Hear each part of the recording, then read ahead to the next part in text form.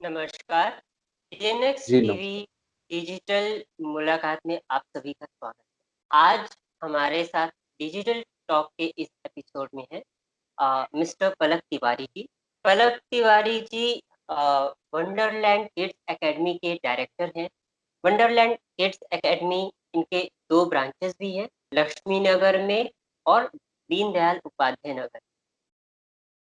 पलक तिवारी जी को 7 साल हो चुके हैं इस एजुकेशन के क्षेत्र में काम करते हुए। पलक सर, आपका स्वागत है हमारे शो पर। जी नमस्कार। जी। और सर, हाल ही में टीचर्स डे था, शिक्षक दिवस था। मैं आपको जी उसके शुभकामनाएं देता हूँ। जी जी बहुत बहुत धन्यवाद आपको। सर, हम अभी एक अ, अ, सर्वे कर रहे हैं जी एनईपी के ऊपर, नेशनल एजुकेशन पॉलिसी, जो कि हाल ही में हमारे सेंट्रल गवर्नमेंट ने लॉन्च। तो बिल्कुल। सर, हम आपसे जानना चाहेंगे कि क्या हम्म। ऐसे मेरिट्स हैं जो इस एनईपी में है, नया वाले में, जो पुराने जी में कहीं पर खामियां रही। जी जी जी मैं अगर इस चीज पे आपको कहूं तो इसकी सबसे पहली खासियत मुझको ये लगती है 5+3+3+4। ये जी अपने आप में बहुत ही जबरदस्त चीज मुझको लगती है, जी क्योंकि जी जब आप बात करते हैं पहले की जो नीति थी वो थी आपकी 10+2। जी आपके मतलब 12 साल की जो क्लासेस होंगी वो जी उसको इंक्लूड करते थे, लेकिन इस पे कभी भी प्री प्राइमरी पे स्टेट गवर्नमेंट या सेंट्रल गवर्नमेंट सीबीएसई का कोई फोकस नहीं होता था, जो कि ग्रोइंग एज है एक बच्चे की, जहां पे बच्चा सबसे ज्यादा सीखता है। उस जी एज को छोड़ दिया गया था कहीं ना कहीं। लेकिन जो अभी 5+3+3+4 वाली सिस्टम आया है, इसमें 5 में हम्म, इन्होंने पहले उसको 2 पार्टों डिवाइड कर दिया है। मतलब है तो 5 ही, लेकिन उसको 2 पार्ट्स कर दिया है। पहला प्राइमरी सेगमेंट कर दिया है और दूसरे 2 इयर्स का क्लास 1 और 2 का एक सेगमेंट रखा गया है। ये सबसे बेस्ट है इसमें, जो मुझको सबसे खास लगता है। उसके आगे अगर मैं इसकी खासियत की बात करूं तो आगे की जो क्लासेस है क्लास 3, शुरू के 5 साल आपके जी कोई एग्जाम नहीं होने हैं। उसमें पहले ये होता था कि जी बच्चे को जबरदस्ती खींच के लाया जाता था, जाओ बेटा वहां पढ़ना है, ए फॉर एप्पल आपको सीखना ही है। नहीं सीखोगे तो जी आपका एग्जाम होना है, आपके नंबर नहीं आएंगे। यहाँ पे एग्जाम का नियम ही हटा दिया गया, नो एग्जाम। तो ये सबसे अच्छी एक चीज मुझको लगी। दूसरा, अगर मैं आगे इस पे आता हूं तो प्लस थ्री मतलब क्लास 3 से लेके 5 तक का, इस पे उन्होंने बहुत अच्छा ये किया है कि बच्चों के लैंग्वेज डेवलपमेंट पे फोकस किया है।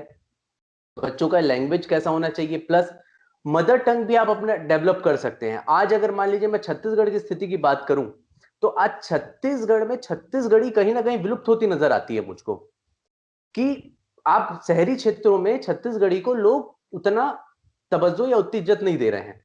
तो कहीं बिल्कुल ना बिल्कुल। कहीं यहाँ पे उन चीजों से एक परिवर्तन आएगा, मदर टंग के इंप्रूवमेंट होगा, लोग उसके साथ जी मिलेंगे। लेकिन और इस पे सबसे बड़ी खास बात यह है कि कोई हाँ, कंपल्शन नहीं है कि जी आपको हिंदी में ही पढ़ना है, इंग्लिश में ही पढ़ना है, मदर टंग में पढ़ना है।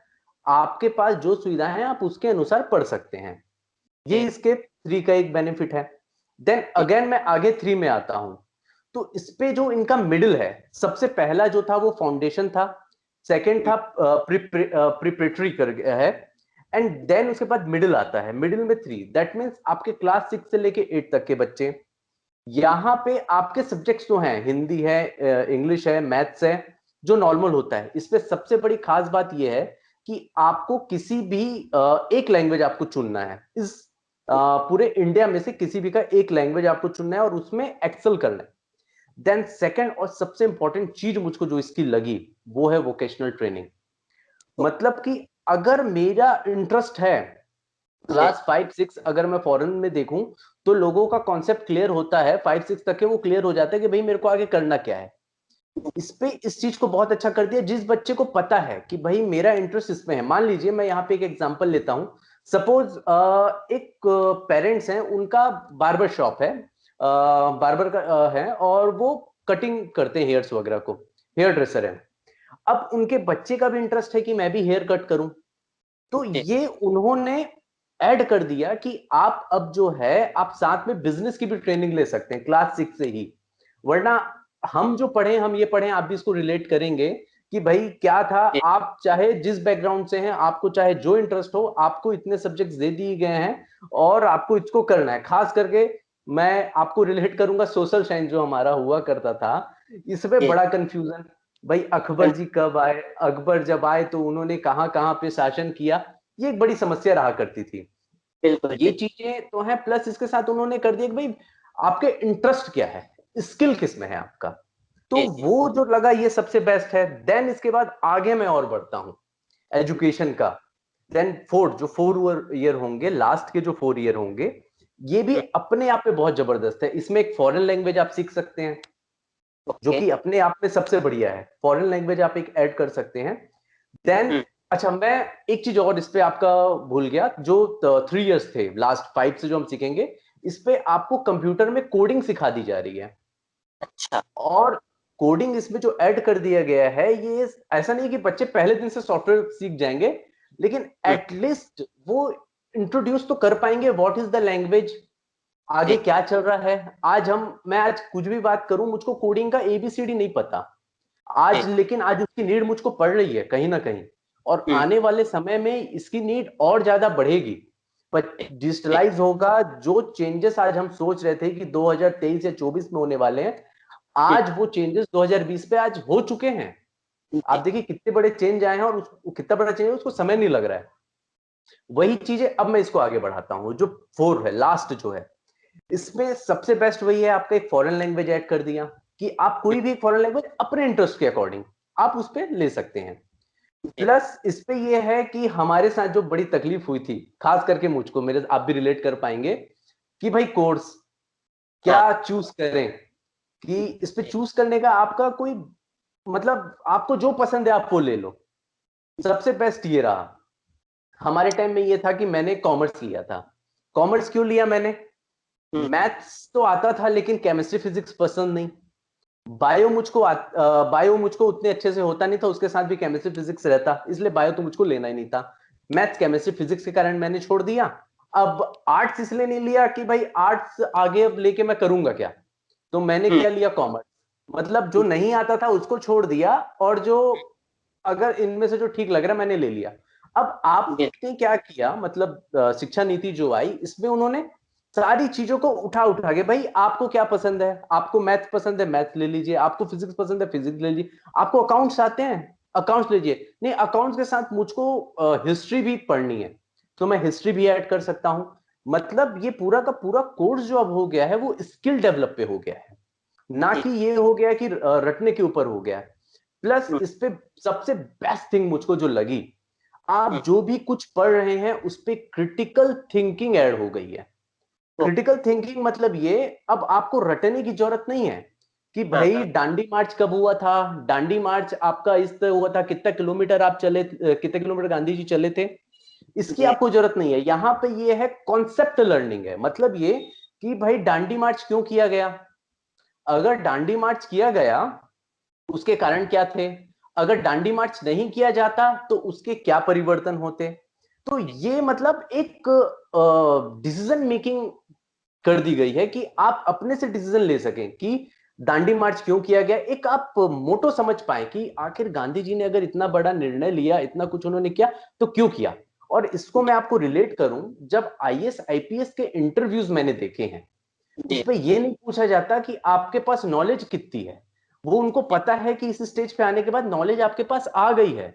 आईएएस आईपीएस में ये पूछा जाता है कि भाई आपको उसका डीप नॉलेज, आप में डिसीजन मेकिंग कैपेसिटी है कि नहीं।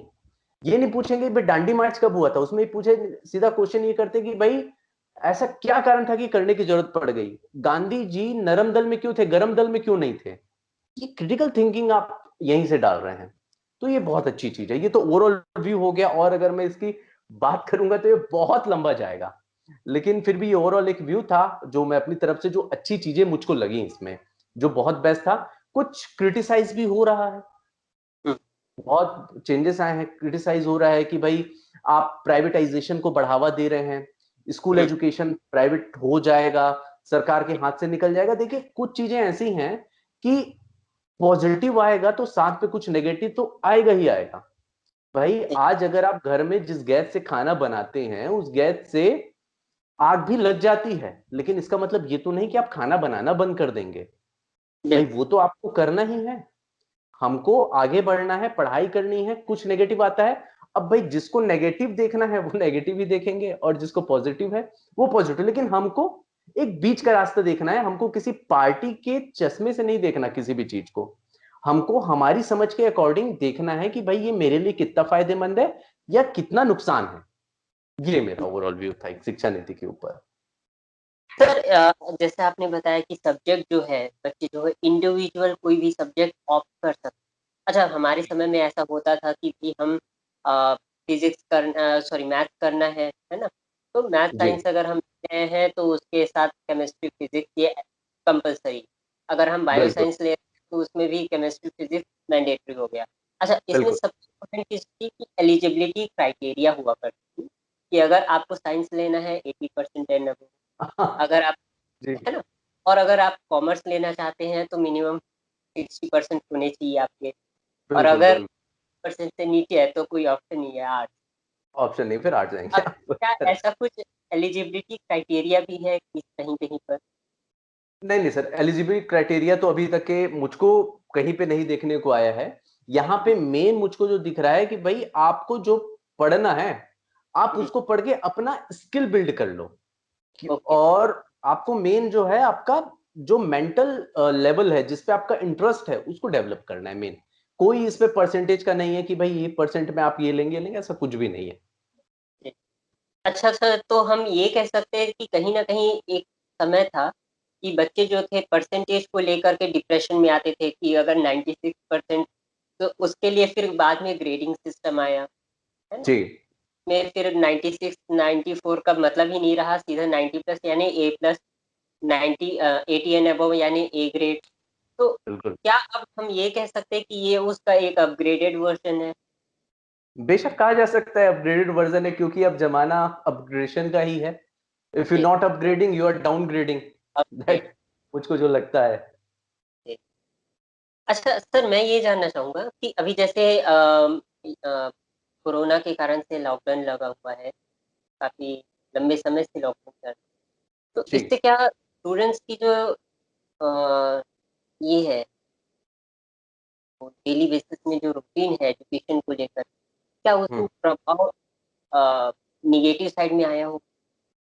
मैं इस पे नेगेटिव साइड तो देखिए हर जगह रहेगा, मैं आपको नेगेटिव साइड भी इस पे बताऊंगा। बेशक इस पे मैं बोल सकता हूँ कुछ नेगेटिव आया है, क्योंकि देखिए हुँ, आपने ये रूटीन धीरे धीरे चेंज नहीं हुआ।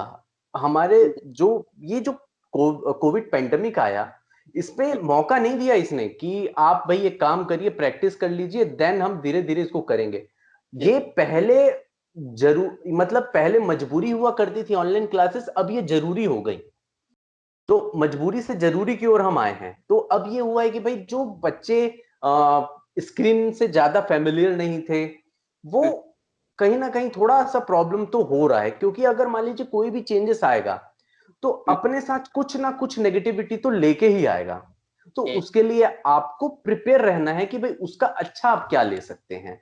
ऑनलाइन क्लासेस की अगर मैं अच्छाई की बात करूं, देखिए जो फिजिकल क्लासेस थी पहले जो हुआ करती थी, मैं बोलूंगा उसकी कमी तो कहीं ना कहीं हमें भी खटक रही है। जी, लेकिन आज कोविड के कारण आपको कहीं ये करना ही पड़ेगा, हुँ, आपके पास ऑप्शन नहीं है। हाँ जी। सर, एक चीज़ जैसे आपने कहा कि जो हमारा एनईपी है, उसमें हम मदर टंग जो हमारी मातृभाषा है, उसको प्रमोट हम्म। किया। वहीं अगर हम बिल्कुल। छत्तीसगढ़ में देखें, तो छत्तीसगढ़ जी में हमारे माननीय मुख्यमंत्री भूपेश बघेल, तो उन्होंने गवर्नमेंट स्कूल में इंग्लिश में पढ़ाई होने का एक प्रस्ताव लाया। तो आपको जी। लगता है मतलब क्या होता है कि इसमें कहाँ पर क्या क्लैश हो सकते हैं आज तक? क्लैशेस तो मुझको ऐसा कुछ नहीं लग रहा है। देखिए मदर टंग में बच्चा सीखता है, मदर टंग में वो उन चीजों को अंडरस्टैंड करता है। क्योंकि जी, आज अगर मुझको जहां तक के लगता है कि अगर मान लीजिए कोई भी बच्चा सीखता है, अगर वो हिंदी में अपने माता पिता से बात करता है तो हिंदी में उनके साथ कनेक्ट कर पाएगा, बिल्कुल। ना कि वो इंग्लिश पे कनेक्ट कर पाएगा। आज अगर मैं एजुकेशन में अगर मैं बात करूं, आज बच्चा किसी भी स्कूल में पढ़ ले, लेकिन वो अपने माता पिता से आज भी बात वो हिंदी में ही करता है। कहीं ना कहीं उसकी कनेक्टिविटी हिंदी से है। जब तक कि हम बच्चे के थॉट को, मतलब उसके सोचने के तरीके को इंग्लिश में नहीं करेंगे, वो इंग्लिश में डेवलप नहीं कर पाएगा। और आपका जो सवाल था यहाँ पे कि भाई छत्तीसगढ़ सरकार जो है इंग्लिश मीडियम स्कूलों को स्टार्ट कर रही है, तो मैं इसमें आपको एक चीज कहूंगा कि अगर हम इंडियन चाइनीज से किसी चीज में, वैसे तो हम बहुत सी चीजों पे आ गए हैं, लेकिन हम एक आध कोई एक पर्टिकुलर चीज में लूं तो कहीं ना कहीं हमारा एक इंग्लिश का स्ट्रांग होना, कहीं उसके कारण हम चाइनीज से एक आगे हैं। इससे दो फायदे हमको होते हैं। पहला, फॉरेन में जो हो रहा है जॉब्स अपॉर्चुनिटी मिलती है। अगर आप इस देश में किसी को भी उठा लें, मतलब अगर क्लास 5 का बच्चा इंडिया का उठा लें या तो आप चाइना का उठा लें, तो इंडिया के जो लोग हैं वो टूटी फूटी इंग्लिश बोल ही लेंगे, चाइनीज नहीं बोल पाएंगे। कहीं ना कहीं चाइनीज इस चीज पे पीछे हैं। हमारे यहाँ ये अपॉर्चुनिटी आपकी मिल जाती है कि भाई इंग्लिश है, इंग्लिश आपका ग्लोबल लैंग्वेज है। छत्तीसगढ़ी मेरी मातृभाषा है, वो मेरे हृदय से जुड़ा हुआ है। लेकिन भाई आपको इंग्लिश की तरफ भी जाना होगा। इसके लिए क्लास 5 तक का आपका है। आप लोकल, अगर माता पिता चाहते हैं कि छत्तीसगढ़ी भी वो सीखे, उसकी कनेक्टिविटी बने रहे, बहुत अच्छी चीज है वो। और अगर छत्तीसगढ़ सरकार अगर इंग्लिश मीडियम स्कूल खोल रही है तो मैं बोलता हूँ ये बहुत अच्छी बात है। सर, एज अ टीचर आप अभी सोसाइटी को इस दौर पर आप क्या मैसेज एक देना चाहते मैं तो यही मैसेज देना चाहूंगा कि भाई ये सिचुएशन बड़ा तकलीफ भरा है, सुरक्षित रहें। प्लस बच्चों के एजुकेशन पे कुछ चेंजेस आए हैं और कुछ प्रॉब्लम्स भी आ रही हैं इसके साथ। ऐसा है कि आज ऐसी चीजें हमको देखने मिलती कि भाई ऑनलाइन क्लासेस चल रही हैं, बच्चे वीडियो गेम्स खेल रहे हैं, हैं? कहीं ना कहीं ये चीजें आ रही हैं। तो पेरेंट्स का दायित्व बढ़ चुका है अब। पहले ये था कि एक स्कूल था जहां पे बच्चे जाके पढ़ रहे हैं, वी आर श्योर। अब ये है कि भाई अब पेरेंट्स को एक नजर रखना पड़ रहा है कि अगर मेरा बच्चा क्लासेस ले रहा है तो क्लासेस के साथ उसकी जो बुक खुली है तो बीच बीच में उनको देखना पड़ रहा है। तो मैं यही कहूंगा कि भाई टेक्नोलॉजी का समय आ रहा है, दौर आ रहा है, पेरेंट्स को भी टेक्नोलॉजिकली साउंड होना पड़ेगा। और थोड़ी सी जिम्मेदारी अब माता पिता की बढ़ गई है। अब उनको थोड़ा और ध्यान देना पड़ेगा अपने बच्चों की ओर, क्योंकि आपने ये जो डिजिटल चीज दे दी है उनको, ये अगर यूज बच्चा करे तो इससे बहुत अच्छे इनोवेशन किए जा सकते हैं। और अगर वो इस पे नेगेटिव पे चला जाए तो डिस्ट्रक्शन भी हो सकते हैं। तो एक दायित्व तो बड़ा है पेरेंट्स को, आप इस पे ध्यान दें बस।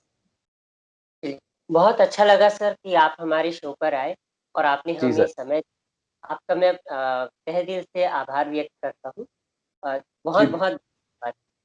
जी, मैं भी आपको धन्यवाद कहूंगा और आपके शो में आके मुझे काफी खुशी हुई। आप काफी युवा हैं और आप शिक्षा नीति और इन चीजों पे जिस तरीके से आप सर्वे कर रहे हैं वो अपने आप में एक बड़ी बात है।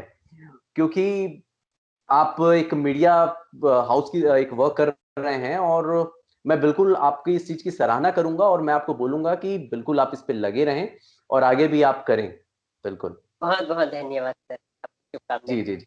ओके, धन्यवाद।